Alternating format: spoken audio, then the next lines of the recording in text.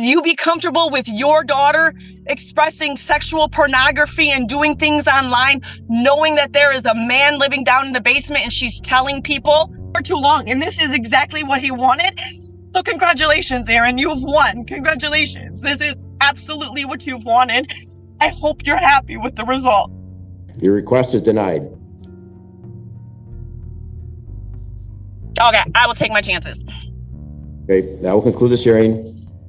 Those 30 seconds you just saw, they represent years of escalating conflict, culminating in a family's breaking point. What you're about to witness isn't just a legal hearing, it's the raw, unfiltered cry of a mother who believes her children are in a state of emergency. She opens with a powerful metaphor that defines this entire case: the difference between a parent who serves broccoli and one who serves ice cream. The court has a logical, structured recommendation on paper, but this mother believes that recommendation is a death sentence for her children's future, and she's come prepared to burn the whole system down to prove it. We're now going back to the beginning to see exactly how she lights the first match. Her opening words are not just a disagreement, they are a declaration of war. For the record, this matter is before the court to review any outstanding issues, including but not limited to both parties' monthly parenting time complaints. This hearing is being conducted via Zoom. Aaron Atkinson, the plaintiff, is present. Is Samantha Sewell present on audio? Yes, Your Honor. All right, good morning to both of you. On audio? Yes, Your Honor. All right, good morning to both of you. Morning. Since we're last in court, Ms. Pratt has conducted a custody parenting time investigation, which included an interview of all three of your children. Ms. Pratt has made a recommendation. Have both of you received a copy of Ms. Pratt's recommendation? Yes, Your Honor. Okay. And the two of you have conferred with Ms. Brower this morning. And the court would note, Ms. Brower, maybe a mistake, but there appears to be an outstanding motion, a motion filed by defendant mother to modify custody.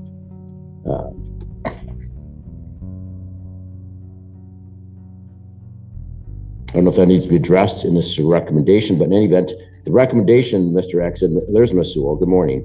The recommendation is that the front of the court recommendation, Mr. Pratt, dated August 13th, 2024, be adopted. Specifically, mother's parenting time shall be every other weekend, Friday at 4:30 to Monday to school during the school year and during the summers, week on, week off, with the exchange at Sundays at 6 o'clock. The mother's parenting time with lunch shall be reasonable and liberal. The outstanding parenting time complaints filed with the front of the court through July 8th be dismissed.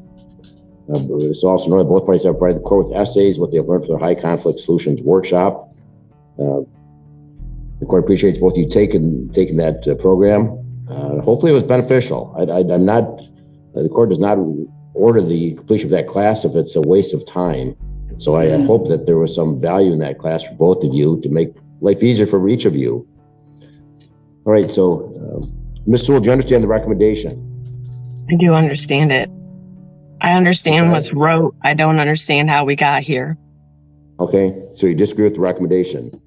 Wait, the judge has just laid out a standard recommendation from an independent evaluator. But listen closely to how the mother, Samantha, responds. This is not a legal objection. It's a gut-wrenching manifesto. Her broccoli versus ice cream analogy is a classic high-conflict dynamic, framing herself as the disciplinarian and the father as the fun parent. But she immediately escalates from that to her children's literal survival, truancy, a son dropping out, depression, and suicide. From her perspective, this is no longer a custody dispute. It is a desperate rescue mission. She's not just listing problems, she's building a case for the complete and catastrophic failure of the father's custody and the court's oversight. She has laid out the emotional and educational collapse of her children. But what she says next goes to a much darker place, a place from which some accusations can never be taken back. Absolutely.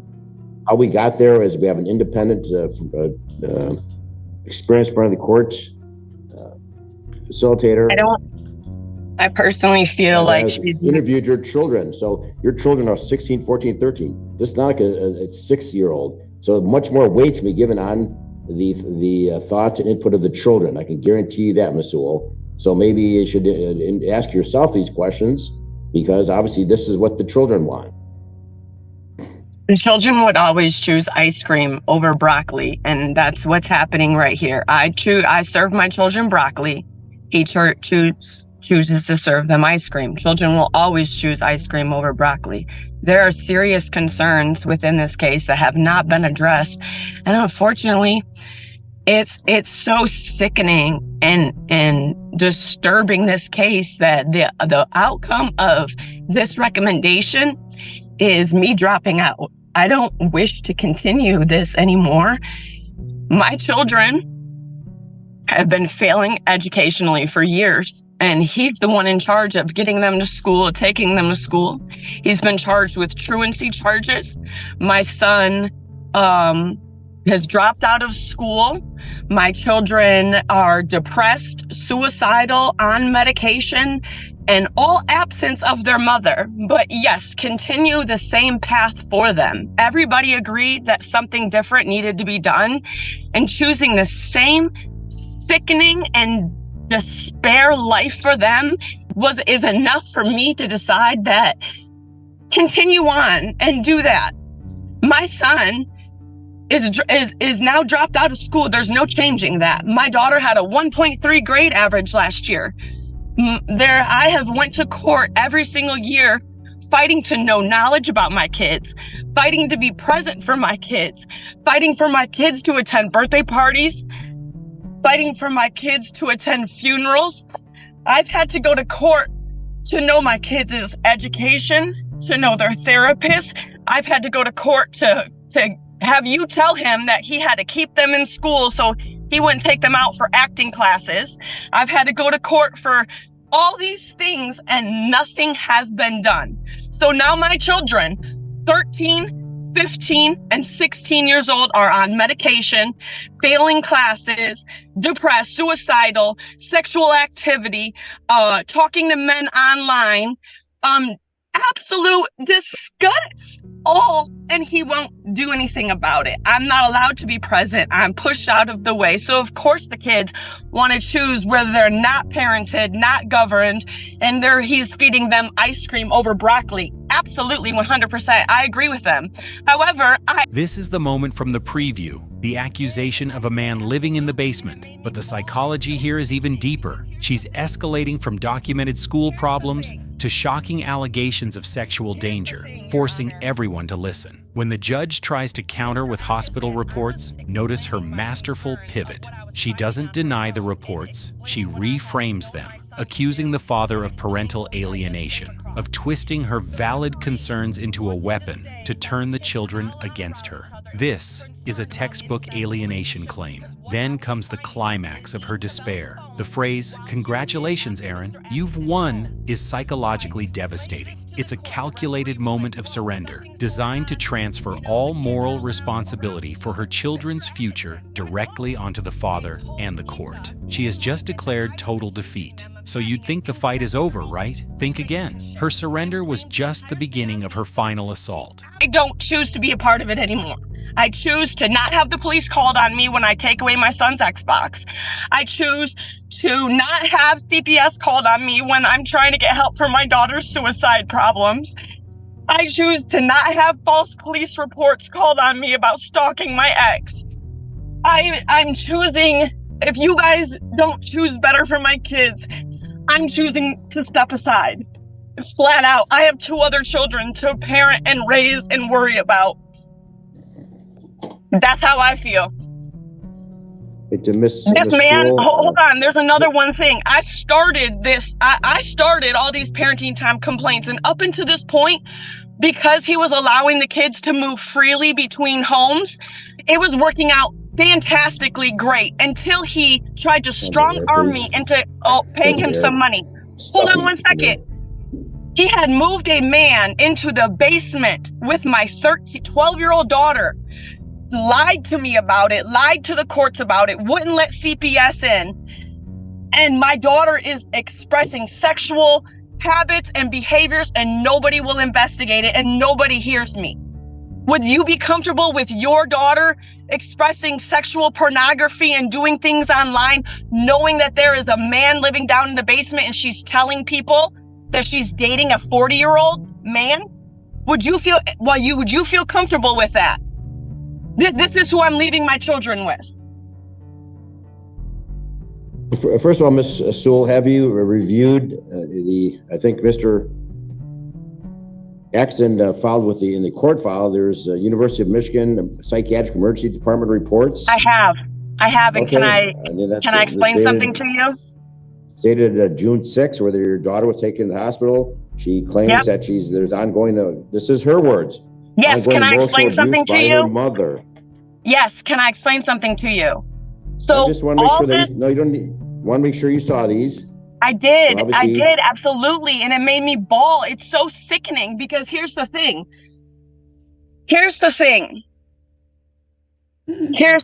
Your Honor. Mr. Atkinson, I was explaining my concerns of what I was finding on her phone and explaining what I have known my son to do and explaining what we had just came across. The referee wanted to stay that the kids were not allowed around each other and was concerned about incest relationships because what I was finding on Isabel's phone while she was in Mr. Atkinson's home.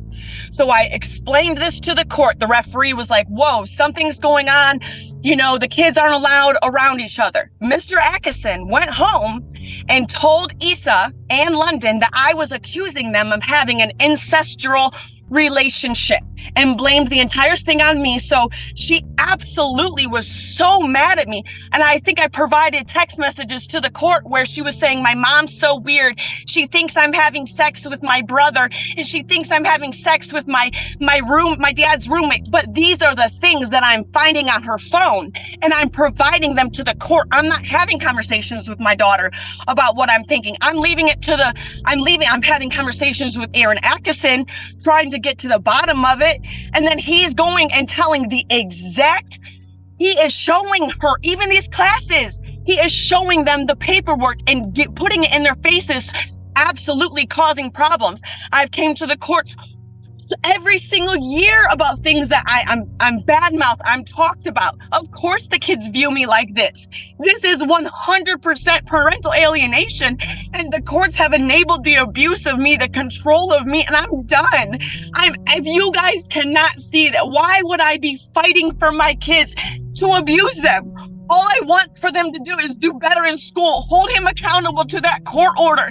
It's a court order for a reason. You're not allowed to badmouth me every chance you get.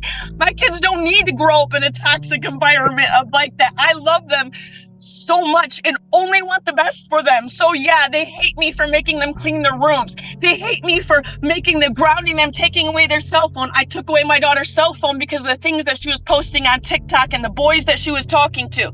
He turned around and bought her a new phone. After all this, there's no disciplining the kids. There's no wanting better for them. I am merely nothing more than a babysitter. So I choose to not do it. I cannot live and I cannot be exposed to the police knocking on my door again, to the CPS, to the false CPS call. I've been dealing with this for far too long. And this is exactly what he wanted. So congratulations, Aaron, you've won. Congratulations. This is absolutely what you've wanted. I hope you're happy with the results. To be honest with you, I feel so bad for my kids, but I feel so bad for my kids' future that they have to live like this. Pay close attention to what happens when the judge tries to offer solutions. He suggests making sure she's listed as a contact at the school, a reasonable step. Her response? That's a joke. This is the moment the hearing shifts. Her repeated line, "I've been bringing this to you every single year," is crucial. She is now accusing the entire legal system of being complicit and ineffective. From her perspective, the judge's solutions are just empty words she's heard before, while her children's lives fell apart. She no longer sees the court as a potential arbiter of justice, but as a key part of the problem. She's no longer arguing the facts of the case. She is now putting the judge himself on trial for years of perceived inaction. She has now alienated the father and challenged the judge. With no options left inside the system, she decides to go outside of it with a request that threatens to detonate the entire case. 100%. The kid's therapist is his therapist. Can you imagine what my kids would say if my kids attended my therapist and all they listened to is negative lies that I said about my ex, the paid actor, the one that literally gets paid to make people believe his story?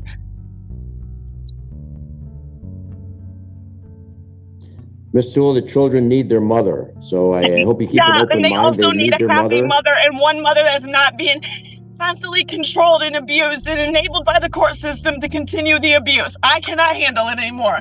I have hit a peak. I've hit a moment.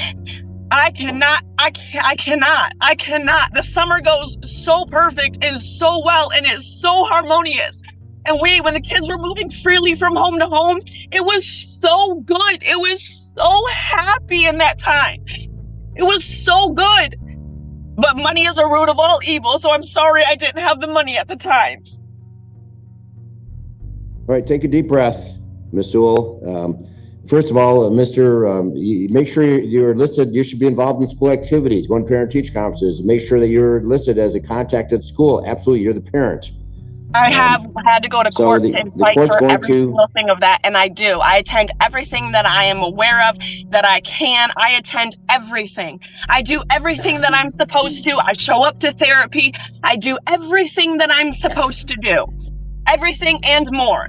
I adopted my life in 2020 as if he was standing right next to me. And you can ask any about that. I said, I will live my life as if Aaron Atkinson is standing next to me because that's how it feels. Every move I make, I have to make sure that he's okay with it, how he can spin it, and how he can use it against me and use it against me in court. And that's how I have become this person that I am so proud of today. The fact that you are sitting here and saying my kids don't deserve to have their mother. Why is it okay for this man to have truancy charges? Why is it okay for him to not push school on the kids? Why is it okay for him to be living in a bed bug infested house, almost foreclosed on, and everyone's okay with it? Why are you okay with it? Right, Ms. Sewell, the court fully understands your position. Keep in tabs. If in fact the children are missing at school, bring it to the court's attention. The court will make changes. You have all the paperwork right now. You have all the paperwork right now. I have. That's a joke, you telling me that. I brought all text messages, school paperwork. I have absolutely brought everything. The 37 absences. I brought that, Your Honor. Mr. Atkinson, do you understand the recommendation this morning? Yes, I do. Do you have any objection to the court adopting the recommendation? No, I do not. Okay, the court's going to add a couple things to this recommendation. If you could, please, Ms. Brower. Number one is that all three children shall be involved in counseling, and they shall not be your counselor or therapist, Mr. Atkinson. Not someone that you are seeing. Just understand, all three children shall be enrolled in counseling. They've all three got problems.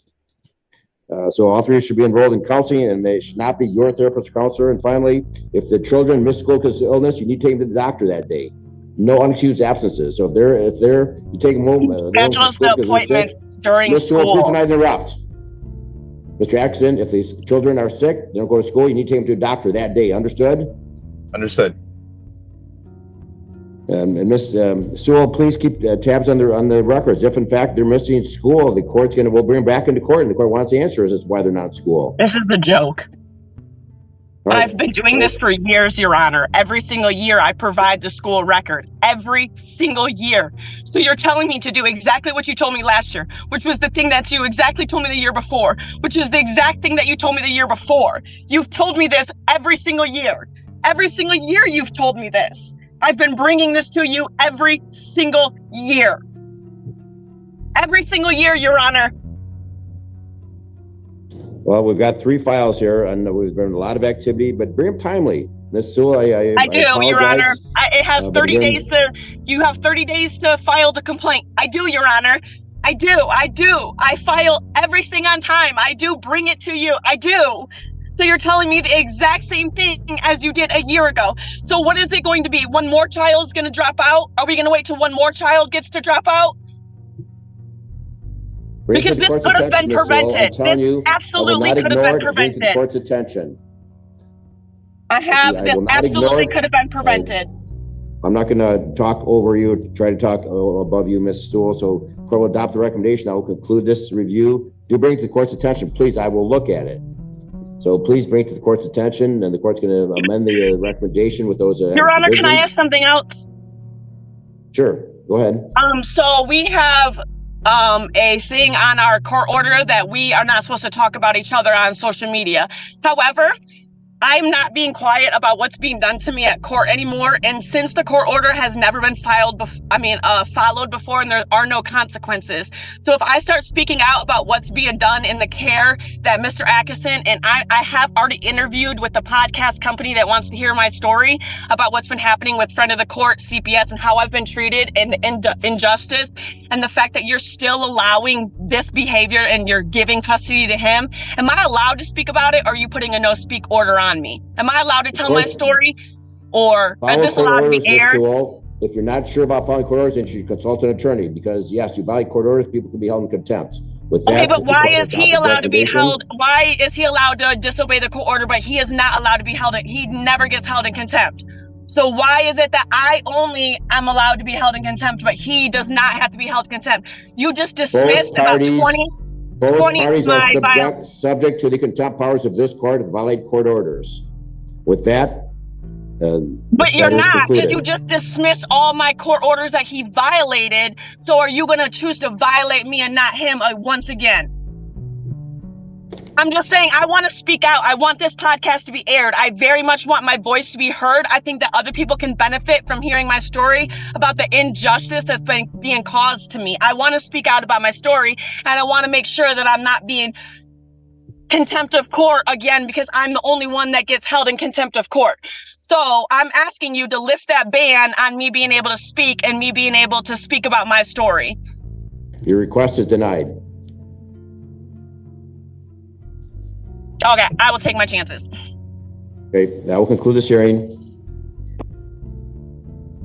Thank you, Ms. Brower. Your Honor, that new recommendation will be in your queue in just a moment.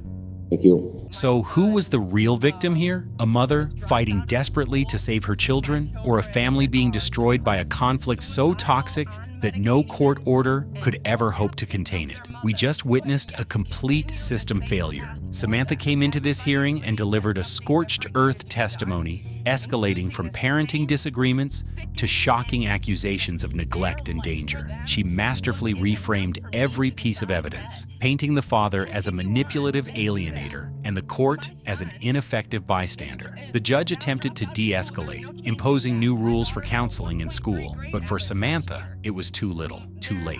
Her charge, you've told me this every single year, was her final indictment of the entire process. And in those last moments, when denied the right to take her story public, she didn't retreat. She defied the judge directly. I will take my chances. This was never just about custody. It was about her voice being heard. This leaves us with the impossible question. Was this a mother's heroic last stand, or a reckless act of defiance that will ultimately harm her children the most? Is it ever justified to defy a court order if you believe your children's lives are at stake? The court has made its decision, but now you be the jury. What would you have done in her shoes? Let us know in the comments below.